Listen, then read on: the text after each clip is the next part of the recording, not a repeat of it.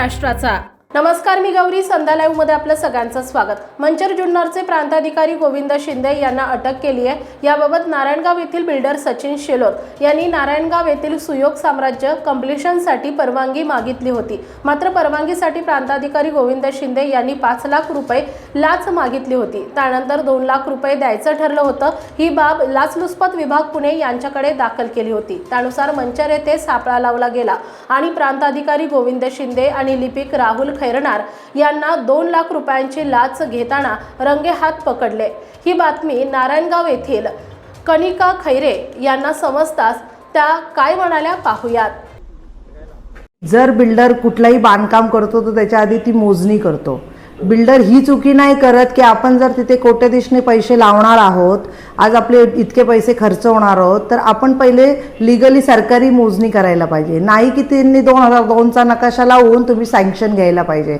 त्या नकाशामध्येच तिथे त्यांना दिसत होतं की इथे जागा जास्ती आहे, जर आपण सरकारी मोजणी जास्त केली तर परत ही जागा जास्तीची भेटेल, म्हणून त्यांनी सरकारी मोजणी केली नाही, डायरेक्ट 2002चा नकाशा वापरलेला आहे।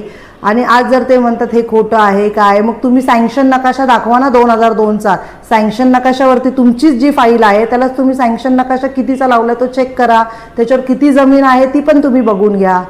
आणि आमचा काल म्हणजे त्यांनी काल कंप्लीशन घेण्यासाठी प्रांत साहेबांना म्हणजे वारंवार ते 1-1.5 महिन्यापासून वारंवार प्रांत ऑफिसमध्ये जात होते, हे मला माहिती होतं ऑलरेडी, पण मी त्यांना कधी बोलून नाही दाखवलं। मला एवढंच म्हणायचं आहे की जर तुम्हाला तुमचं काम करायचं होतं, तुम्ही काल ऑर्डर पण पास करून घेतली, ती ऑर्डर तर रद्द व्हायलाच पाहिजे का जे तुम्ही कंप्लीशन मागितलेलं आहे। आणि त्याचबरोबर आमची हेअरिंग पण होती, जी कलेक्टर साहेबांनी मोजणीचे आदेश दिलते, त्या आदेशमध्ये आमची जागाही पुन्हा निघालेली आहे। 23/7/2025चा क प्रत आहे।